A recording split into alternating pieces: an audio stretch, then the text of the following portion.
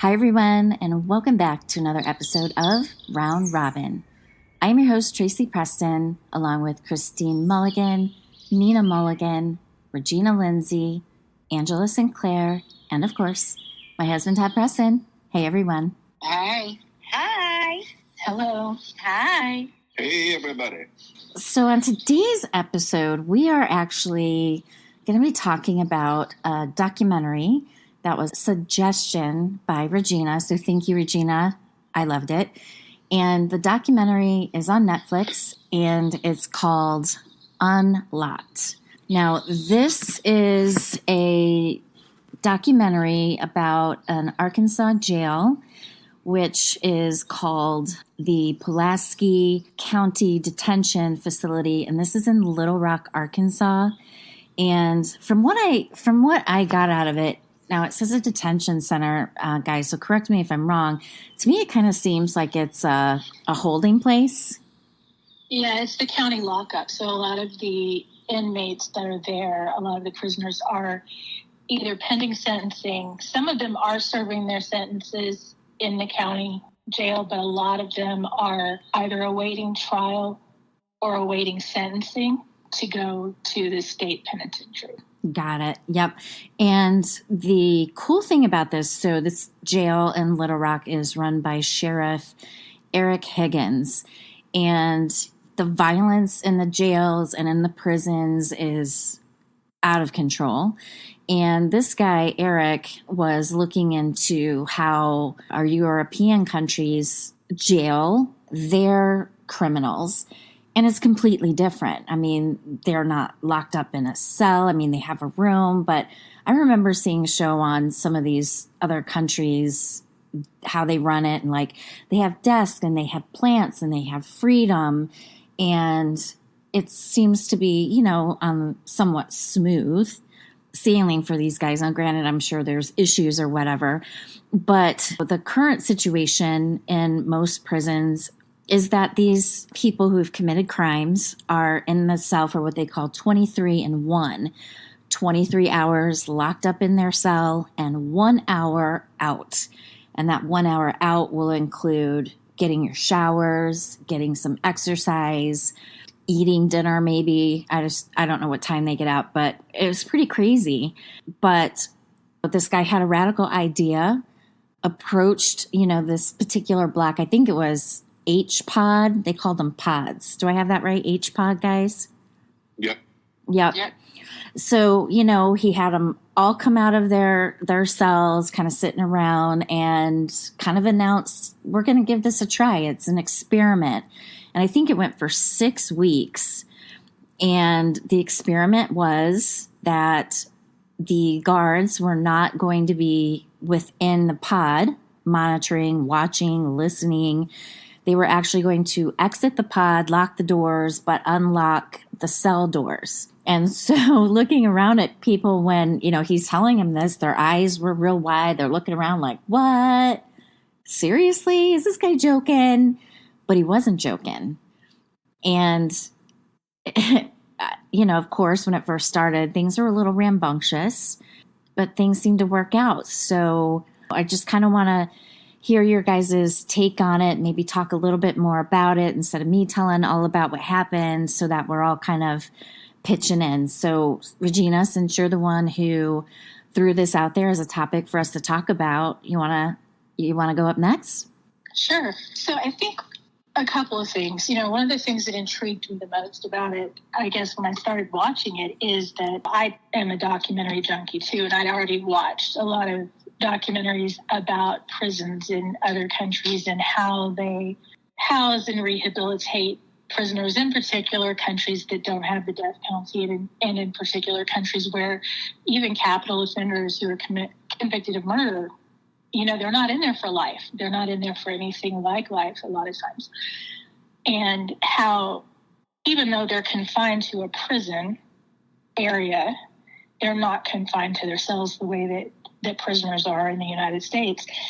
And, there's this, sort of, it's a double-edged sword, right? Because as a law-abiding member of society, we sit here in our living rooms and watch these things, and your first instinct is, this is supposed to be punishment. It's not supposed to be the country club. And I think that that's the mentality of a lot of people. And to some degree, that's true. There should be recompense for their crimes.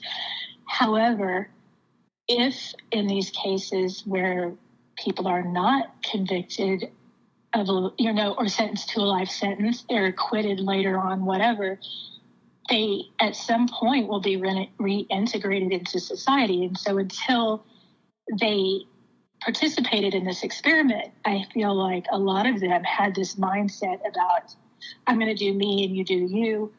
And I don't care how my actions affect the rest of the group. But then as this experiment went on, they realized that one of them in particular that was making hooch and having contraband and all these kinds of things, when they ended up shaking down the cells at one point, they find all of this. Well, this guy actually developed a conscience and went and admitted that it was him. And so it's interesting to watch how they evolve and to realize that by coming together as a group and functioning as some kind of a model, I don't know, I wouldn't call it a democracy, but, functioning as members of a group, that everybody benefits. Right. And that if one person screws it up, they screw it up for everybody.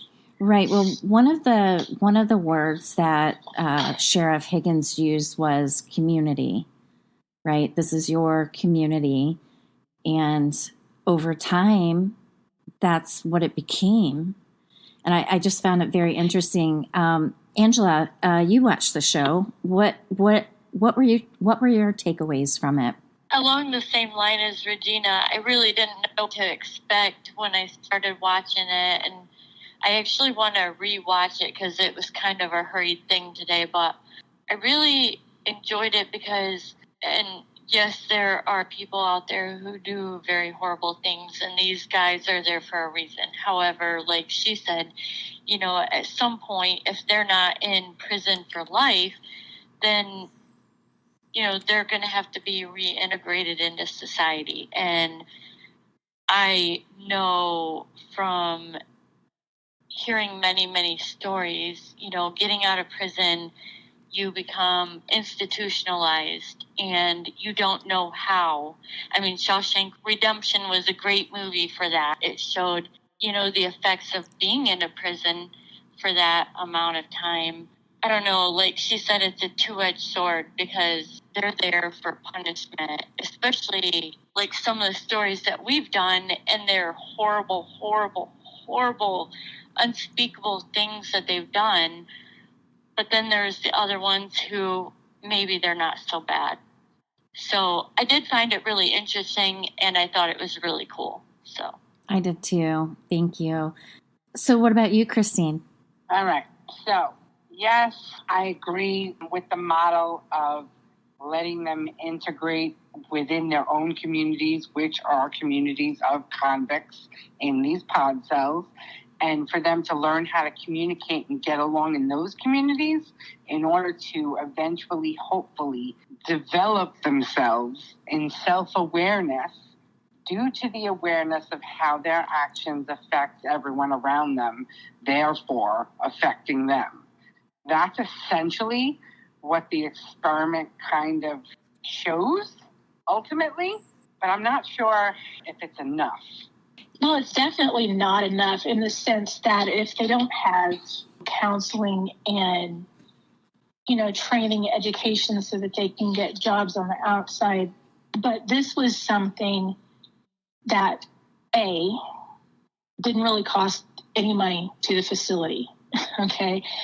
And B, helped them sort of become group counselors for each other. I mean, there were a couple of guys in that show, one in particular, the guy that can't remember what his name was, but he was talking about how he was always the smallest guy, was always fighting with everybody when he was a kid. And he had been trying to, pardon? Tiny. Yes, and he had been trying to reach his son, and just the entire change, not just in his demeanor, but in his behavior, in his empathy for others. Yeah. And all of that was just isolation and deprivation are forms of torture. You know, if you leave somebody locked up 23 hours a day, if they weren't crazy to start with, they're going to be. Right. And it also stunts development, mental development, emotional development, development of humanity skills. There's a high rate of the revolving door effects of prisoners, especially in county jails when they're not necessarily capital crimes, but larceny crimes and things of that nature, and the nature of drug addicts to break the law, to end them up in county jails over and over and over again. The thing is that the first time an offender offends and gets sent to jail, if they keep going back, and this is the life that they live for 10 to 20 to 30 years, they essentially get stunted at that first time that they went to prison or jail. And they never grow.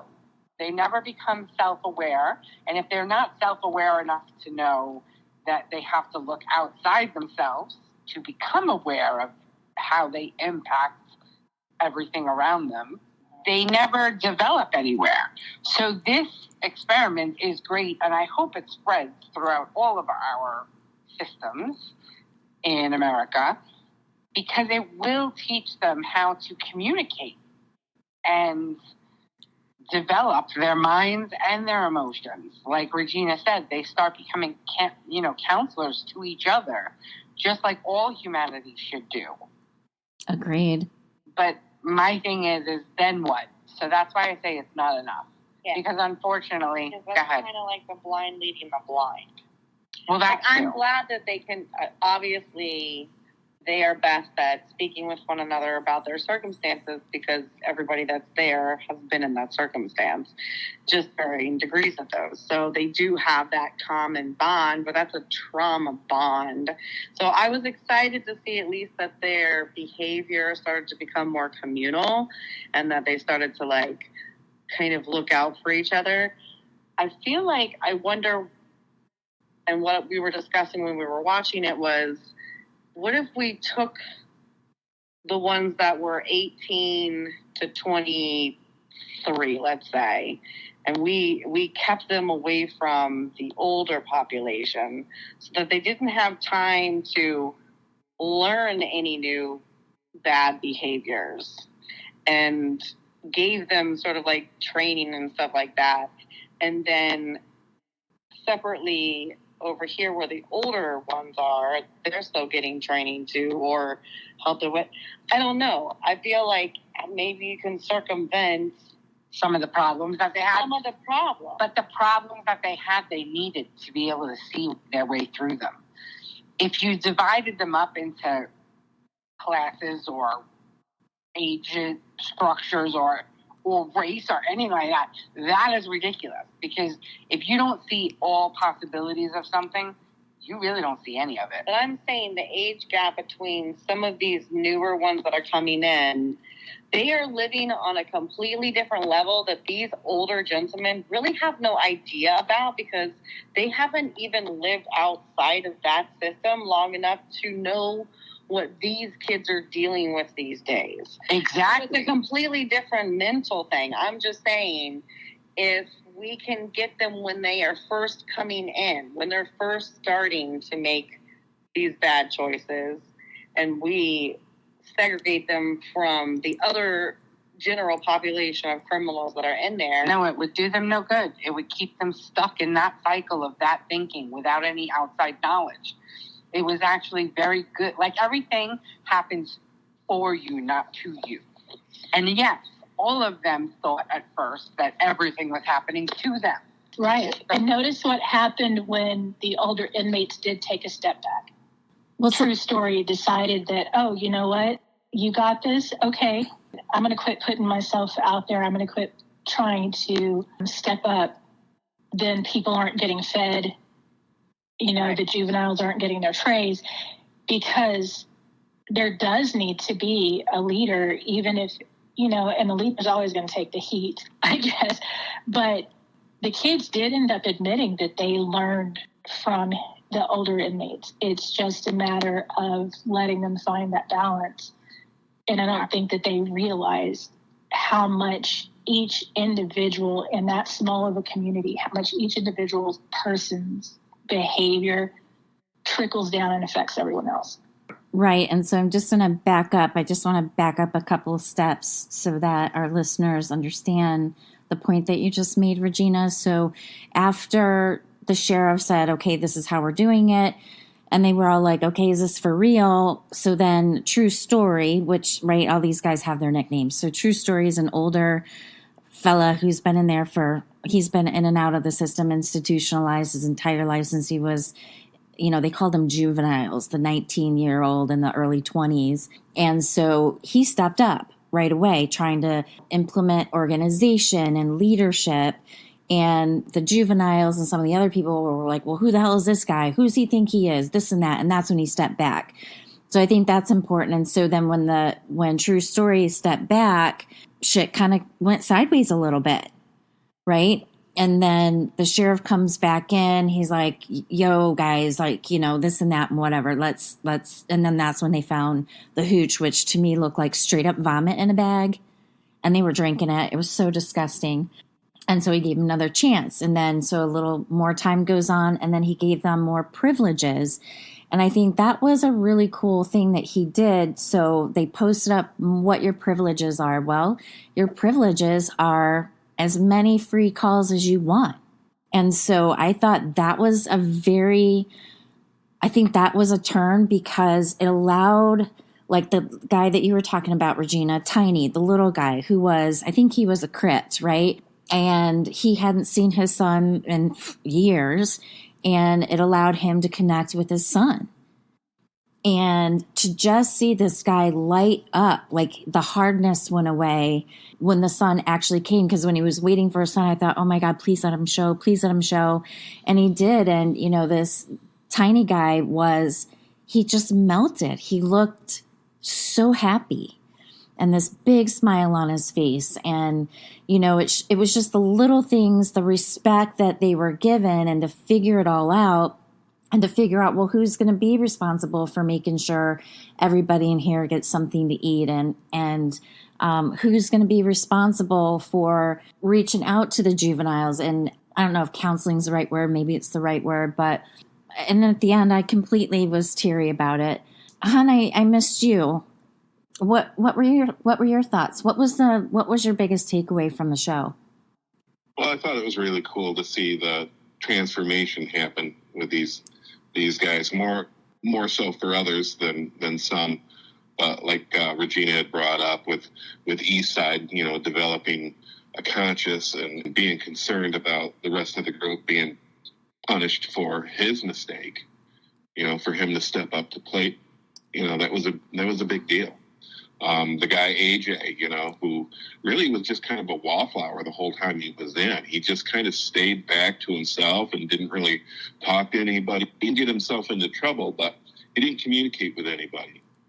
And that was one of the things that I think he gained through the whole experience, because not only did he want to seek more help for himself, but when he got out, he wanted to help other people. And I thought that was really cool. They showed a little clip of him at the end, and he clearly looked happier and healthier and was on the right path. The only thing I didn't really like about the program, now the program wasn't perfect, but it's definitely a step in the right direction. But the one thing that I knew was a bad idea right away was when they introduced the new inmates towards the end of this experimental program. I knew it was going to be a bad idea. But on that same note, it pushed those inmates to the next level that they needed to be at, to be able to step back and to communicate and work together, even if you never met this person before. Right. Because in the real world, that's how it happens. You have to deal with people on a daily basis that you've never met before, and they're probably going to piss you off. You can't just go around beating up people that piss you off. That's not how society works. So it was a great lesson. Kind of a scary thing, though, because that guy could have got seriously injured and potentially killed. Right, but that's what they were used to. I mean, that's what he was used to from before, right? But I think, the sheriff did admit, too, that they realized they had to be a little more careful about selection of prisoners that they were going to integrate into one of these open pods like that. But the inmates also got together after that when they were waiting to find out whether the program was going to be shut down or not. And they came up with a plan, which was incredible, to say, okay, well, when new people show up, because this is a prison, that's how it works. People come, people go. We're going to sit them down with a mentor, and they're going to get an orientation, and we're going to let them know what the expectations are, and that, because we like having these freedoms as much as we can have in a jail environment. Right. The older guys would say is they were craving and they were thriving from organization that they developed, and the communication. It was like, as the experiment went on, it was like everybody just kind of relaxed. They were like, okay, so this is how it's going to go. Hey, we have our freedom to be out. Like, they could go out of the pod, but it was still within the pod, but it was kind of like outdoors, but there were 4 walls, really high walls. I think it even had a ceiling in it. Maybe some skylights, I just don't remember, but where they could play basketball. That's the rec area that they would get the 1 hour before where the basketball court was. Right. Right. And it was like they'd take their chairs out and they would sit and talk to one another, and they started opening up about their life. And I think, Todd, you brought it up. AJ is the guy that had the head tattoo, the guy who did meth and this and that. And like, as time went on, he was like, I don't want this. And this is like the first time I've really been sober and I'm thinking clearly. And I just thought it was amazing. And when he did get out, he left Arkansas, went down to Florida, got into a rehab, did his time down there. So he's really sticking with the program. And I believe he did start, or he was going to start mentoring people, wasn't he? Yes. Mm-hmm. And Tiny got out. And, so you got to see him when he's out and he's just talking. And like, one of the things he just kept saying is, I'm happy. And then the other thing, after I finished the final episode last night, I was looking on Netflix and I found another show that I started watching before I fell asleep, but it was called 60 Days In. Did you guys run across that one at all? I've seen that one where they basically plant people in the jail to pretend to be prisoners so that they can get intel on what's going on inside the jail. Right. And the first there were several seasons of that. And one of the first 2 or 3 was, the first couple were okay. And then it got to where there were people that really, really crossed the line that they put in there. Shit got real. It was crazy. Yeah, the first episode that I watched, now I don't know who they put in before, but these were all people who had been in prison before. There was a woman who had been in prison for 8 years, bad checks, fraud, this, that, and the other thing. I can't remember what some of the other guys had done, but when this woman, and both of them were like, I've done time, I've got this is no big deal. So with this particular episode, I don't know if he's a warden. I don't know if he's also a sheriff. I don't know how all that works. But he's like, we need to know what's going on. We think there's a lot of contraband. We think there's drugs. We think there's weapons. And so they gave him like, okay, if you guys need to get out, you need to rub your temples and say you've got the worst headache or a massive headache. That's our key. That's our code. And so they're like, I'm never going to say the code. Well, within 24 hours, 2 of the people were rubbing their head like, I've got a massive headache. I've got a headache. And they got him out of there. So this is what I saw. So the woman who went into the women's prison or jail, they're doing 23-and-1s there too. Now this may be across the board. I don't know, but 23 hours in a small cell. You have, like, this particular girl was bunked up with another woman. And I'm not telling you, my nerves were shot as well, because they're legit cage doors. You know what I mean? Like they're pen doors, where the show that we watched on Unlocked, they're solid doors, but these were caged penned doors. They're climbing on them, kicking them, screaming all day, all night.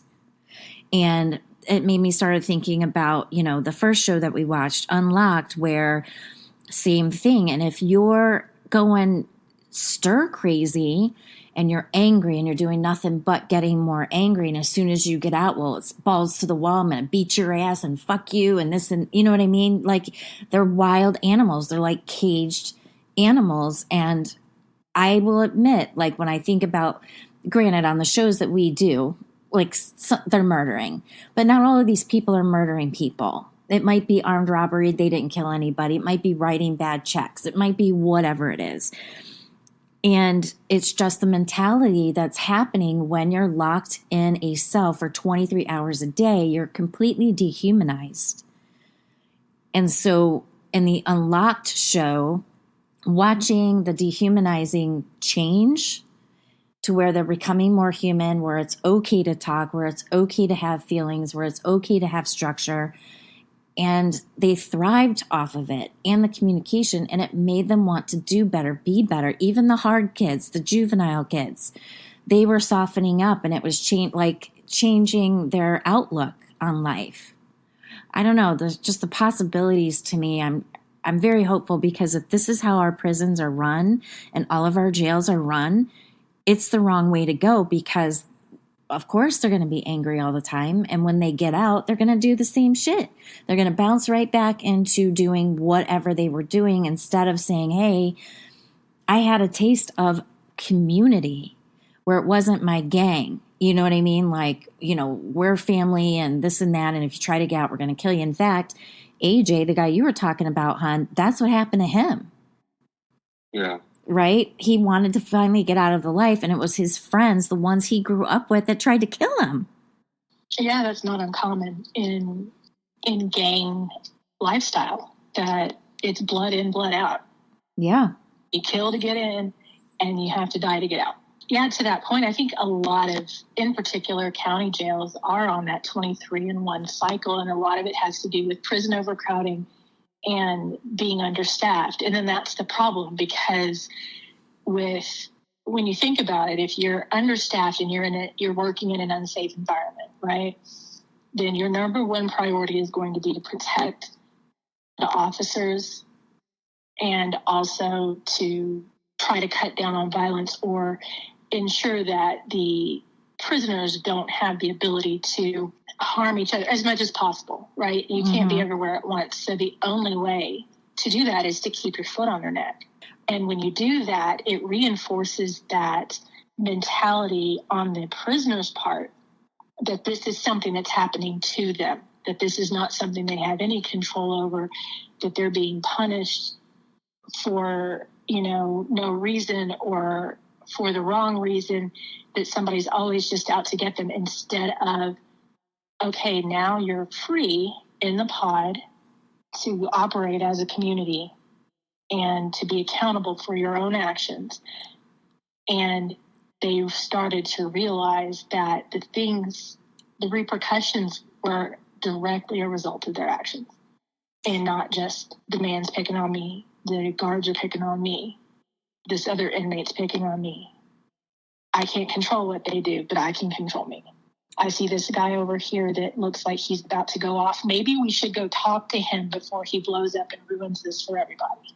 It was just really crazy to me watching all of that, because, intellectually and as a clinician, I know that it's possible. It was a whole different thing watching it play out. Totally understandable. Like you were both saying, when they're doing 23-in-1s, and as Regina said, that is the common practice. Like I was saying, they don't have any time to process any emotions or thoughts, really. They just get stunted and stuck in that selfish state of being, So like you said, Tracy, they're like caged animals, because they're always trying to assert themselves in whatever it is that's happening in their life. But when you give them a little bit more freedom, you give them a little bit more communication, you give them outlets to be able to process their thoughts and feelings, then you do humanize them a little bit more. And then they can flourish in these micro societies, these microcosms of life, and they can develop and learn. It is a great thing, but it is also a tricky thing because our system has been broke for so long. We have created so many of those caged animals that it begs the question, is it too little too late? What do we do with all the ones that have been in there forever, you know? Yeah, well, let's take True Story, for example, right? So he'd been in and out of the prison since, what was he? I think he was like 49 years old during the show, and this was filmed in 2023. And like he'd be in prison or jail and he'd get out, he'd reoffend, he'd come back, boom, boom, boom. It just kept going on. And I think, I don't know how much longer. I don't know if maybe he was spending the rest of his life in there at that point. I have no idea. He's not in there for life. Otherwise, he wouldn't be in the county. However, True Story is actually not one of the many, because True Story was one of the few that had outside jobs. So he did communicate and collaborate with other members of the jail and the COs more often than all the other 23 and ones. He was out doing jobs. Right. Right. He was a trustee. He volunteered for the hard jobs because it got him out of the cell. It is one of the reasons why he went around to the inmates that had been there longer, trying to sort of recruit people that he thought would have influence and could help kind of create a little bit of structure, because they do, you know, even one of the kids had said later on that, yeah, they realized that as much as they resented it, they still needed some structure. It was funny to me at first because he was going around, well, actually what was funny is at first when the sheriff explained what the experiment was going to entail, did anybody else notice looking around the room how many of those inmates actually looked scared shitless? Yeah. Like some of them even commented about sleeping with their door unlocked and opened and being afraid that somebody would come in and attack them in the middle of the night. Yep. I think that I wouldn't be losing any money if I bet a whole bunch of money on the fact that 98% of those fuckers in there were scared shitless. Mm-hmm. But when right, they're looking around the room going, all right, who did I piss off badly enough that they're going to come shake me? Right? You know? And you know what else I found, like every time it happened, I had a total butt pucker, is, you know, they had Miss D. So she was an older woman, an older female. Were they all sheriffs? All of them? Well, she was a guard. She was a guard, Miss D. They respected her because I'm like, oh my God, you got a woman. And then there was a younger female guard. I thought she was very beautiful. And she walks up in there all by herself. I'm like, oh my God. I swear to God, I thought that something was going to happen, right? You got a beautiful young female guard walking in there, and every single one of those inmates completely respected those women. Now, granted, one of them was, you know, I think called her a bitch or something like that, but you know, the other, you know, she got right back on him. You talk to me with respect, and the other guys in there did not like that. And I was like, well, that's cool, because I just got nervous. I was just thinking, oh my God, they're going to get this young girl. But that never happened. Now, I don't know if I'm just being stereotypical, but it was like legit every time. I noticed that too. They were very careful to keep their distance and let her do what she needed to do. Mm-hmm. And then she got out of there, and then they all went up to read whatever she had posted. Mm-hmm. Yeah, some of that has to do with her and how she carried herself. I mean, I don't know about you, Tracy or Christine, but I worked in the county hospital in the ER, and we frequently had what we referred to lovingly as guests of the state that would come in for treatment in the ER, and a lot of them were, you know, convicted felons, very bad guys from a societal standpoint. And they would get rowdy. They would push back. They would try to intimidate. But a lot of that had to do with whether or not they felt that you were receptive to it or that you were intimidated.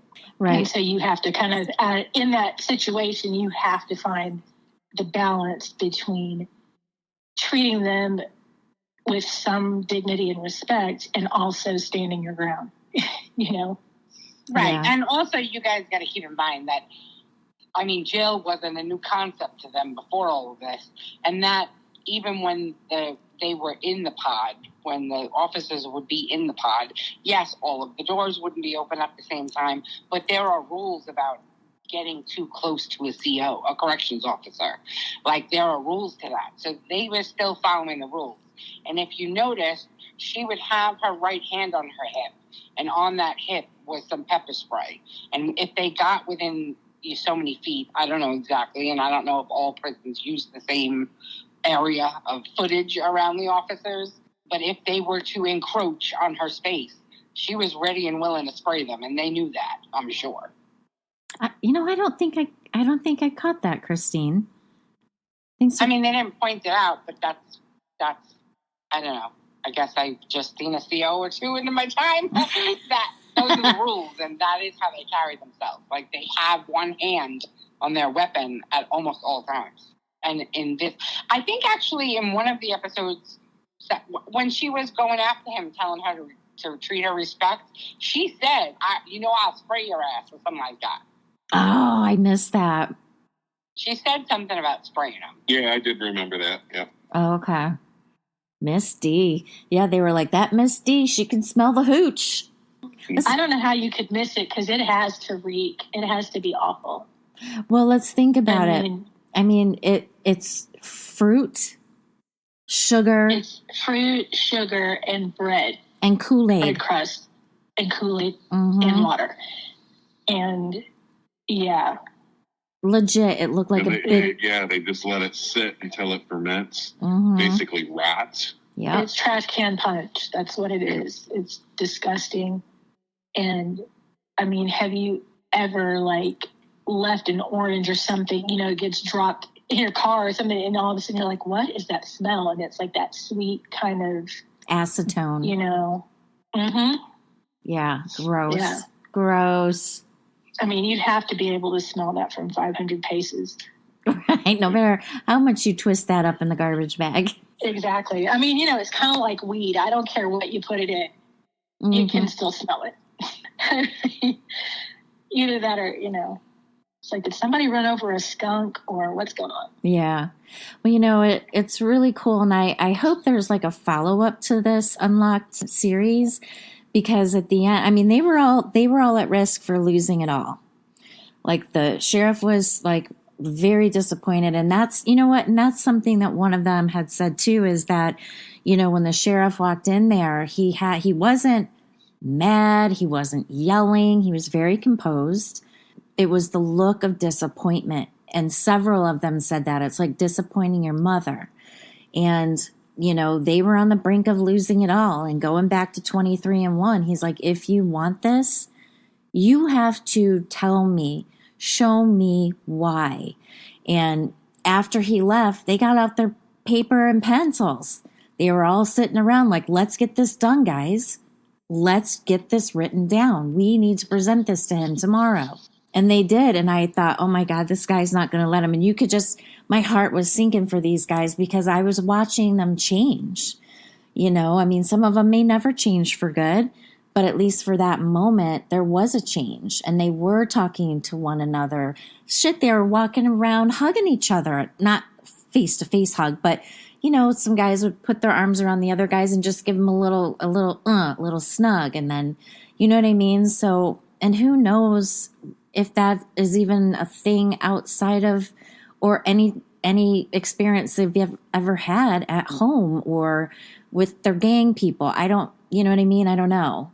But I was just impressed. And the cool thing is at the end is that the sheriff had said that he's going to keep doing this experiment and moving on. I think he said he was going to do it he had 4 other pods in mind.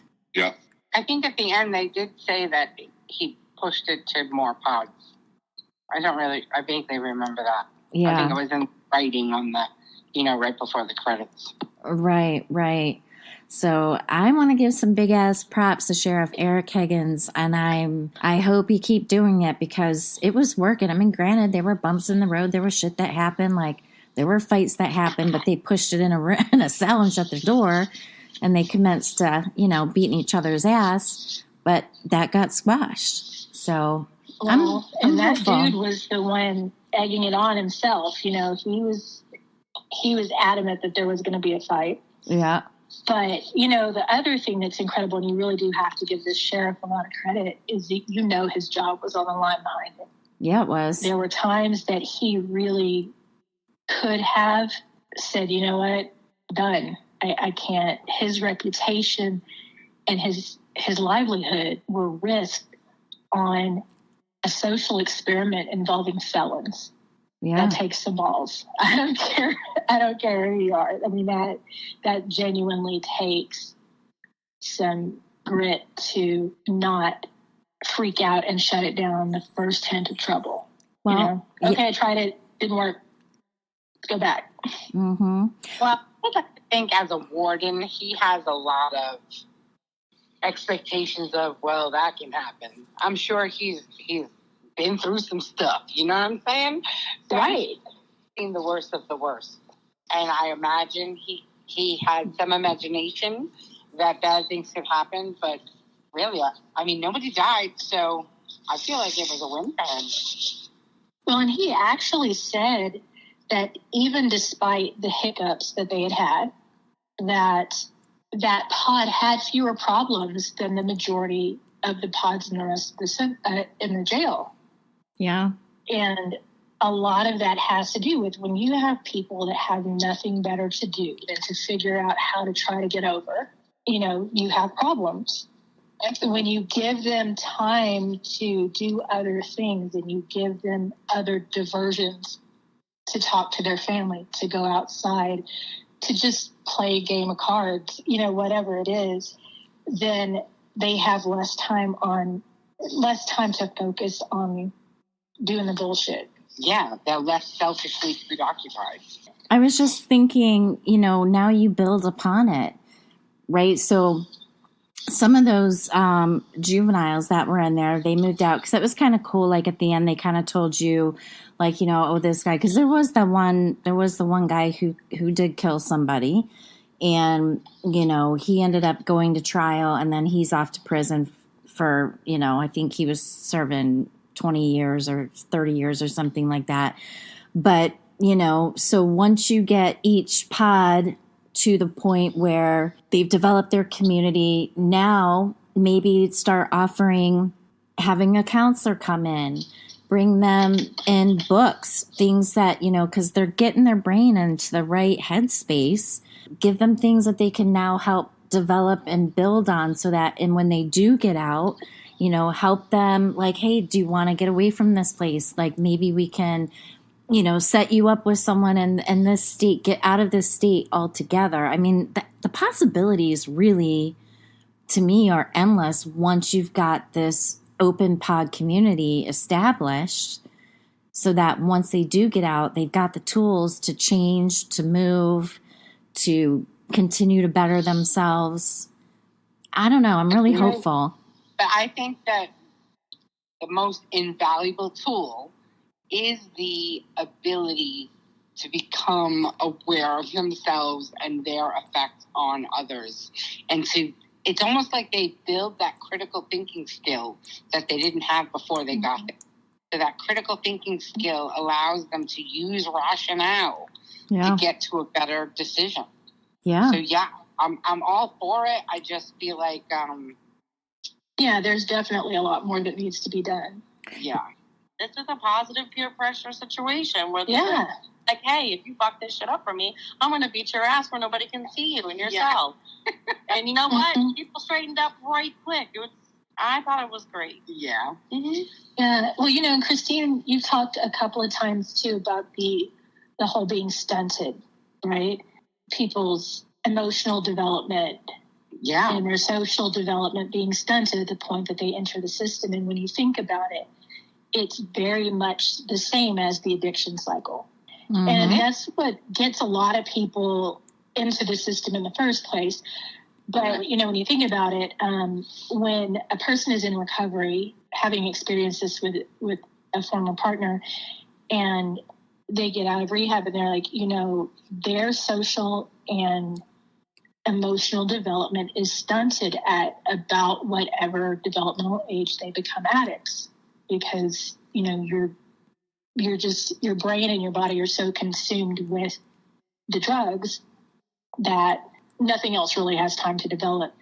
And it got me thinking about, there was an experiment about, like mice, and it was talking about trying to determine the causes of addiction, right? Is it a genetic thing? Is it, a self-control thing or whatever? And they were pointing out the original experiments with mice where they introduced water that was laced with drugs into the rat's cage, and in a few, within a few days or weeks or whatever, the mice or the rats or whatever they were experimenting on would ignore food, ignore everything else to go to the drug water dish. But then another scientist said, well, but that's because these mice don't have anything else in this cage to interact with. There are no other mice. There are no activities for them to do. So he built a mousy amusement park basically, and put all these mice into there and tried the same experiment. And you know what? They didn't have the problems with the mice going to the drugged water at inappropriate increments, because it's not a failure of a person's self-control, and it's not a genetic thing necessarily. I mean, yes, there are predispositions to it, but what it is lack of engagement in your surroundings that leads to an addiction cycle that is almost impossible to break. Isolation does that. Incarceration is the same thing as being stuck in addiction. Exactly. Where that person is entrapped in a selfish state of being where they only go after what they can focus on. It's like with everything else in life. You're going to get what you focus on. But 23-and-1 people, that they're in a cage for 23 hours a day, that 1 hour that they're out, they want to rage so hard because all they could think about is being in that cage for 23 hours. Yeah, they're pissed. You know what I mean? The drug-addicted person, if they don't get the drug for 23 hours, just using the 23-and-1, all they're going to do for that 1 hour is chase the drug. Do you know what I mean? It's because they get stuck in that selfish state of being that they're not actually self-aware at all. They only know what they know, and they're only knowing what they're focused on because they're forced to focus on that. Yep. When you do let them communicate the interaction piece of everything, they then become aware of outside of themselves, which then enables them to look inward and become better and get unstuck, to develop. It allows them to develop. Without that interaction, without that break in focus, they're never going to develop. They're never going to grow. They're never going to learn emotionally or mentally or even physically. Right. And just like Todd said, I think that guy's name was Eastside, the one who was doing the tattoos for people and making hooch and doing all this kind of stuff. The guy who turned himself in because they were like, all right, everybody's going to take a vote. Well, nobody's going to rat anybody out. Like, that's just, that is never going to happen. And, so he's finally turning himself in. He turned himself in for the community that they had. Like, I've got to do the right thing here. So he did it. And then they let him stay because he admitted what he did. And, he's like, I'm not going to do that anymore. And then his roommate, I don't know how many days later or whatever, but he's like, hey man, how come you're not making hooch anymore? And he completely softened up and he changed. And he was like, basically he didn't want to do that anymore. He didn't want to put anyone in jeopardy. He, just like you said just now, Christine, he stopped being selfish and he started thinking about others, the other people in his community in that pod. And he had even said the only reason that he was doing the drugs was to get by, to numb his mind, to get through being in prison, in jail. Yeah, because he was stuck. He was stuck on the focus. Mm-hmm. The addiction, not knowing any better, not being aware of the outside of himself. So, yeah. And I'm sorry, I just have to lighten the mood for a second, because when you were talking about somebody being locked up 23 hours a day and then they're focused on that 1 hour a day that they want to rage because they've had nothing else to think about. That's like me when I'm on a diet. Like, all I can think about is when am I going to eat and what am I going to eat? And honestly, I don't diet all that often, but it's like being NPO for some kind of medical procedure or a test. It's like I hardly ever eat breakfast, but if you tell me that I can't, all I can think about is when can I eat? What am I going to eat? I'm really hungry. Mm-hmm. Very true. That's the tricky thing about never focusing on your own shit. Always focus on how you can make everything around you better, and you'll always be better off. Yeah. Anyway. Unless I'm really hungry, because at some point, I mean, Tracy and I both, we get a little bit, bitchy. what's the word, Todd? Todd Hangry. described it best. Hangry. Yeah. Yeah. Somewhere towards hungry rage more than hangry. I mean, if I tell you I'm hungry, you've got, I don't know, 20, 30 minutes max. Okay, but now that we're getting on the lighter side of things and I can get off of my soapbox about how I was like, yeah, duh, the whole time I was watching that, I just want to say, I think, Tracy, you mentioned him before. There was one kid that, like, they talk about him at the end. He was periodically in it, but never, like, one of the main people they focused on. He looked evil. He looked crazy as all crazy can get out. He was in there for capital offense. Because at one point, he's one of the kids that says, yeah, I'm in for a cap. Yeah. Like, that was his line. Mm-hmm. And then they show, like, a snapshot of him afterwards, how he's serving life somewhere because it was a capital offense. But he was the only one that I saw on camera that I was like, ooh, that fuck is evil. Yeah. You're talking about that big kid that came in? No, he wasn't even that big. He was like a little white kid. He was the red-haired dude that was... Oh. He was a red-haired white guy. Okay. Mm-hmm. I don't know Yeah, that Miller dude kind of looked like pretty Chucky. evil. Mm-hmm. Wait, who was pretty, Angela? A little like The Miller dude in the beginning who was poking and prodding everybody and starting shit. He had crazy eyes.